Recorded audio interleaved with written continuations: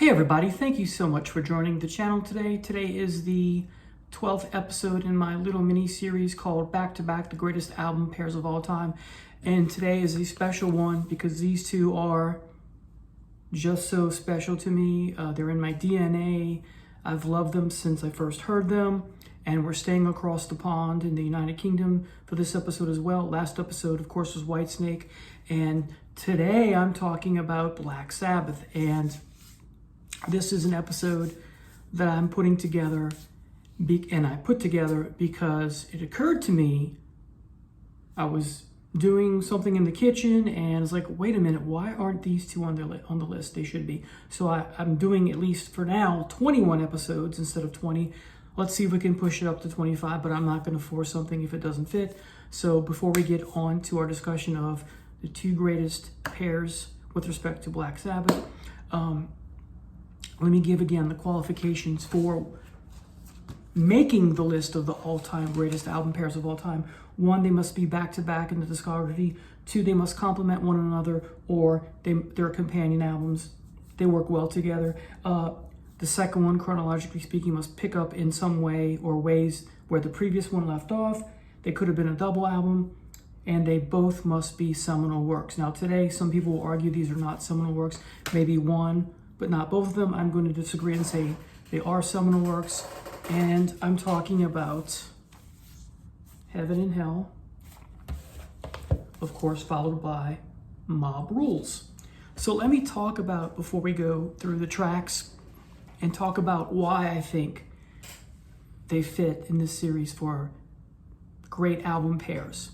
Because some will argue that the production on this is way different than this. Yeah, they're both Martin Birch produced, but they don't have the same production. Well, they're not exactly the same production-wise, but I see a similarity in the production, and there's other reasons why. The guitar tone of Tony Iommi here on both is the same and miraculous and amazing in so many ways. You have this acoustically driven, you have some acoustically driven, sorry, let me start over. You have some songs that start acoustically driven and then they work their way up to electric guitar. There's some ping-ponging back and forth between light and shade on both albums, or there's the slow build up from a slow intro and then getting heavier. That Stairway to Heaven type song that I've talked about doesn't sound like Stairway to Heaven, but it has that slow build up is what I mean. So they're on, all of this is on both albums. Let's see, Iommi shredding. There's a lot more shredding going on in the Dio years than there were previously with Ozzy. There was some, of course, but when Ozzy was in the band, there was more of that, doom and sludge and slow, that kind of thing. So Iommi's really, moving into waters because perhaps he's staying with catching up with the times, or going along what's current in the trend of rock and roll at this time, right? There's some doomy stuff too. That slow sludge kind of stuff, and whether this album or this album has the same feel, and both ending tracks. Both albums have a certain formula because of the light and shade that I talked about, those two types of light and shade songs. But in addition, both songs at the end are just phenomenal. I'll talk about them more specifically later, but both of those songs or slow build-up songs, and the last half or last third of each of those songs is primarily just Iommi going to town on the guitar. So there's that formula for the closing tracks, and so to me this fits as a pair. So in addition, what's also interesting about both of these albums is this is where the debate between who's better, Ozzy or Dio, began, of course. And I remember when Live Evil came. The live album Live Evil came out, and it was Hit Parader magazine, I believe, and there were people voted in and commented on who was better, and some quotes were for Dio, some quotes were for Ozzy, and I remember being upset because one guy wrote, and they published it in the book, in the magazine rather, that that Dio's jock sounded flush, his jock strap sounded full or stuffed or something like that. It was insulting, and it needed to be flushed. Move over, Rover. Ozzy's taking over. And I thought, wow, that's a bit harsh. I'm a fan of both. So just apples and oranges. So when you ask me, are you a Black Sabbath fan? The answer is yes. All right, so let's start with Heaven and Hell. And it goes without saying, or maybe it doesn't, when I think of this album title, could have been the album title for Sabbath Bloody Sabbath, because on the front side you have a vision of hell, and on the back you have a vision of paradise. So, Neon Nights. This is the return to fantasy style lyrics that we know and love from Dio's stint in Rainbow, right? Thank God, I say. Dio's delivery, his tone, his phrasing, his lyrics, just amazing. As I said, Iommi's playing faster. It's not so much your slow style, but we get some of that doom, as I said.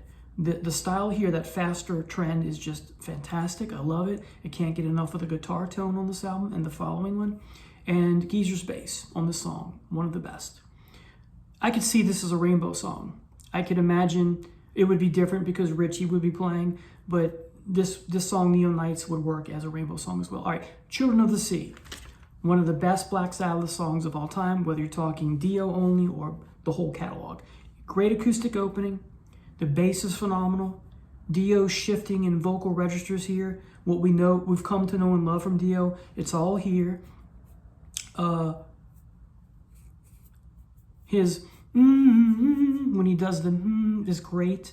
I love that. Now this is not the Ozzy we love. That's a given, but most or many Black Sabbath fans have come to love the song. At least the fans that I've spoken to over the last, 40-something years. There's a song that's about light and shade. There's just something so special about the song. And you have these background voices in the song, the ahs, the ah, right? It's haunting, it's chilling. And then the song comes full circle with the acoustic ending that mirrors what begins in the opening part of the song. It's the same acoustic playing there, same notes and chords, right? This is one of the, again, what a great song. Next is Lady Evil. This is not a great song, but it is a fun and cool song. It's a cool rocker. I can when I listen to it, rather, I imagine and hear Dio having fun with it. The bass intro and guitar hook is phenomenal, I think, in many ways. Next, like Children of the Sea, the title track, Heaven and Hell, is one of the highlights of this album. You get that slow intro with cool bass, notes from Geezer. The song, like Children of the Sea, I think is genius. It's slow-paced. It's meditative at first, then it's a slow build-up song. It gets very heavy, or heavier, I should say. So great.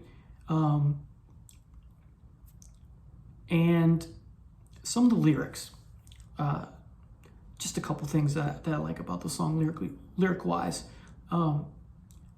Dio sings or belts, "The devil is never a maker. God and humans, the creatures of God, can only create, not evil." So that biblical notion, theoretical philosophy, religion, whatever you want to call it, it's quite interesting lyrics. I like when Dio gets poetic and philosophical. I just think it's very charming in its own way. And then he adds to that, the lover of life's not the sinner. And then the closer you get to the meaning, the more you realize that you're dreaming. That reminds me of one of the themes in Alfred Lord Tennyson's poem Ulysses. The lyrics are just great, especially the heavy parts here. They tell you black is really white, the sun is just the moon at night, and when you walk in golden halls, you get to keep the gold that falls. Dealing with political corruption, of course, and other things, so gaslighting, that sort of thing. So just great lyrics. And of course, you also have the advice. Dio simply posits, look for the answer, and he's pointing the finger at those of us who fall for these tricks, of tyrants, fool over and over again, right? Just what a great song. Next is Wishing Well. It's a good song, not great. This is one of the 30 plus songs in his entire career where the word rainbow pops up in the song. Also Never Ending Wheel, that harkens back to his days on the first album, the first Rainbow album. And the guitar here is the best part of the song. Die Young. This is a good song. I often skip it though. It's haunting. You have a haunting intro. You have this guitar with swirling ethereal soundscapes made from the keyboards. Then it picks up. You have some cool guitar here when it does that. And the guitar, like so many of Black Sabbath songs, is what makes the song. Not always, but here definitely. And Dio's angry or quasi-angry lyrics and vocals make the song really good too. And the message, live for today, is part of the song, which I like. Next is a song I more often than not skip. I think this is filler. I hate to say it, but this song to me is filler. Walk Away, least favorite of mine here. It's just okay. The voice is great, but there's nothing special here really for me. Lonely is the Word. Wow. Opening guitar is fantastic. The lyrics are top notch. One of my favorite Dio-led Black Sabbath songs of all time, and also one of my favorite Dio-led, regardless of what band he's in, one of the greatest Dio-led driven songs of all time. It's a very depressing song, very moody, but it's heavy metal sadness, if you will. Think of, not the same exactly, but think of Kiss's I Still Love You. Think of the song by the Scorpions on Love at First Sting. I'm Still Loving You, right? Heavy metal love song. This is not a love song, but heavy metal ballad, if that makes sense. It's just great. It's a song about loss and being lonely, of course, from the title. We get that. So the song is slow-paced at first. As I said, it's moody.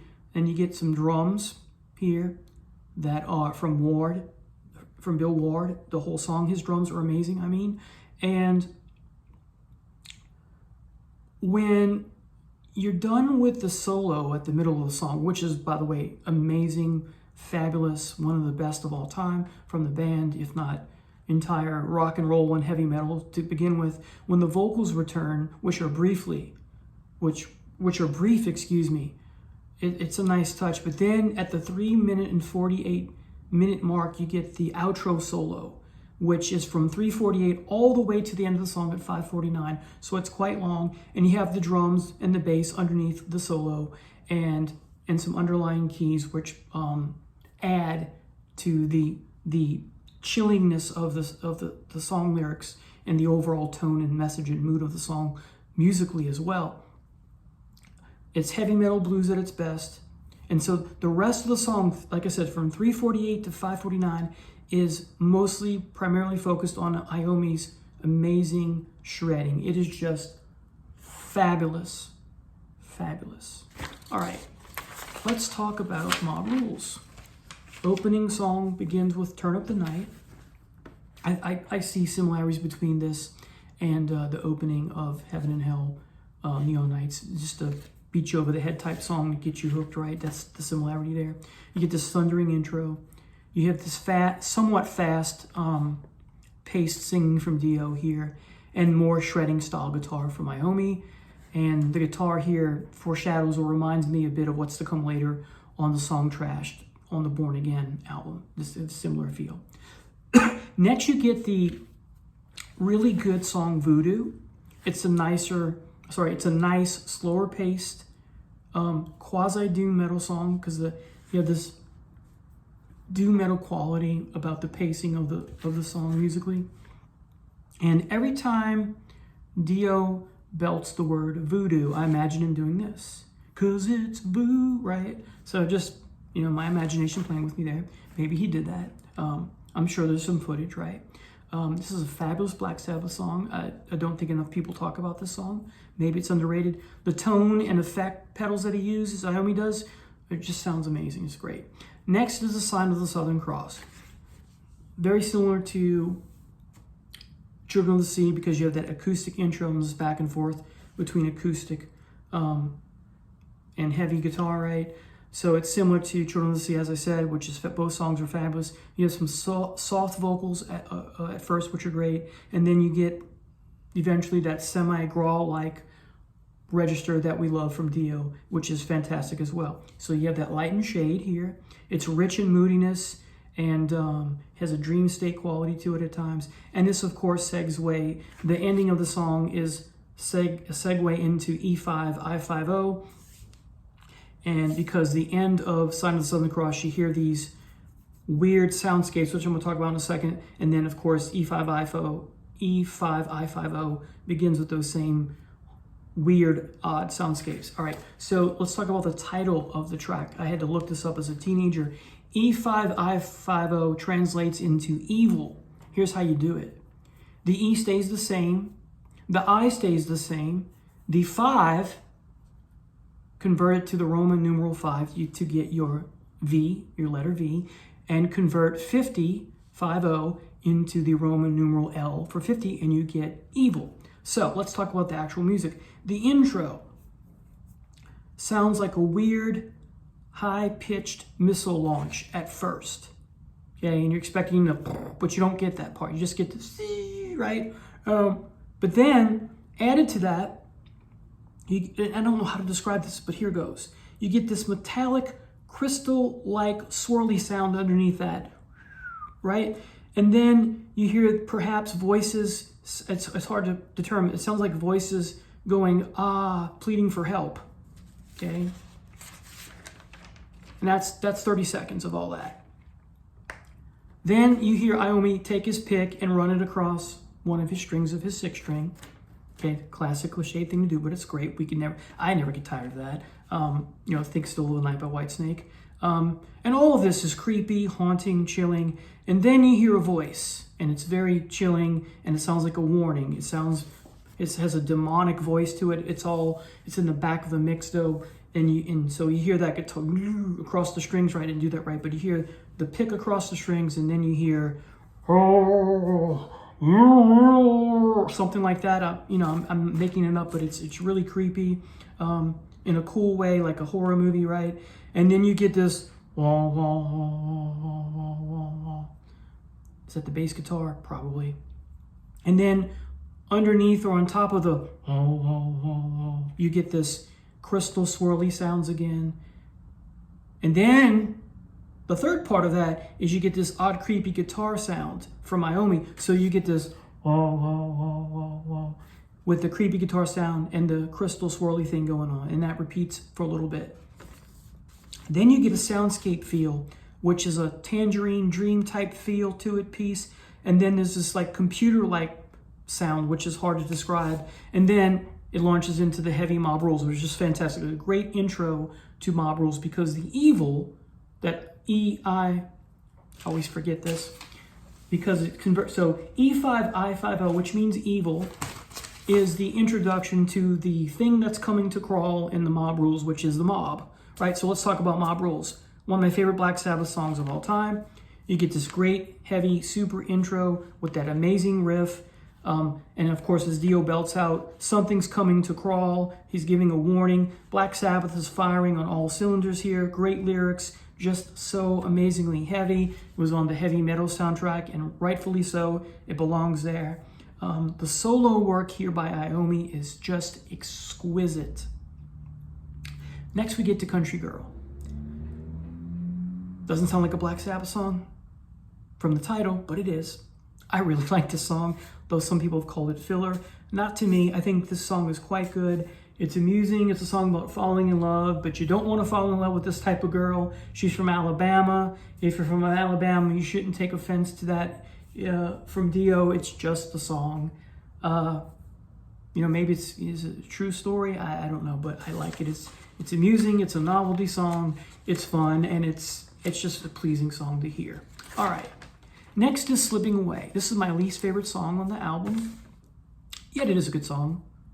The bass solo is the best part. It's brief, but you get this interesting bass solo from Geezer. It's not very long, as I said, and then Iommi comes with his little guitar knickknacks after that, and then we get to hear Geezer for a quick second, and then it's over. It's just like this to and fro between Iommi and Geezer, but it's too short, but I still like it.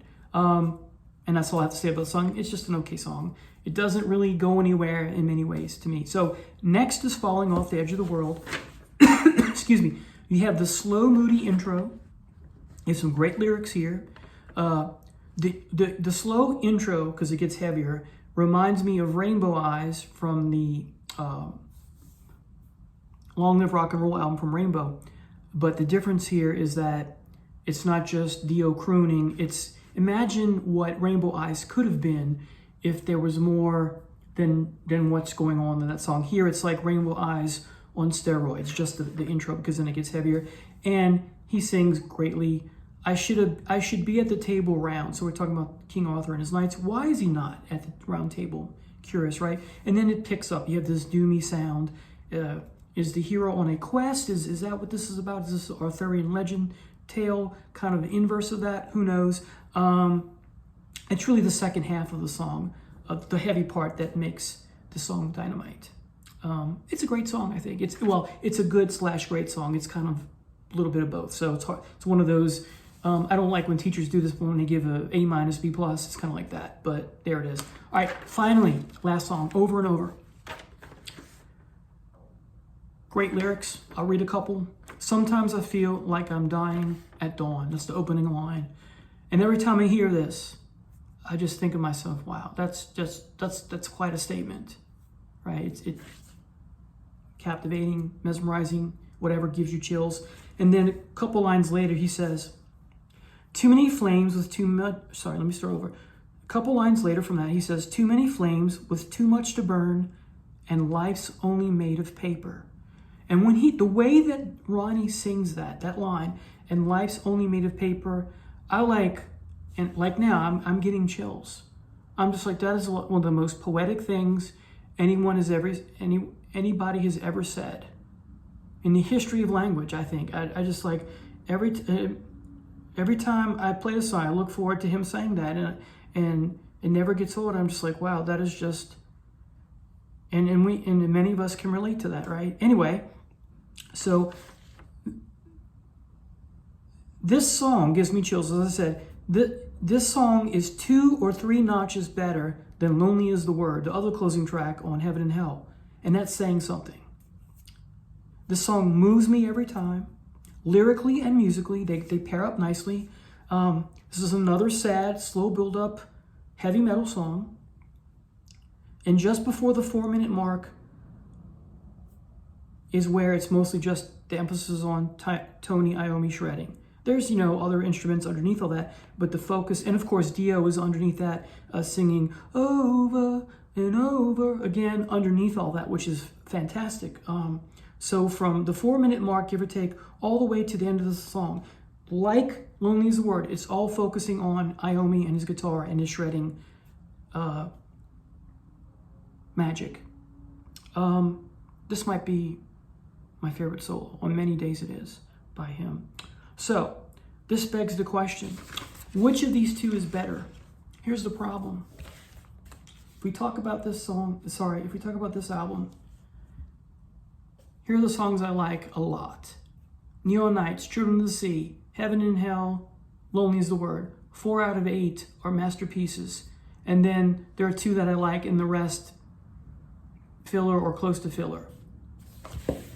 Here, I like everything but one.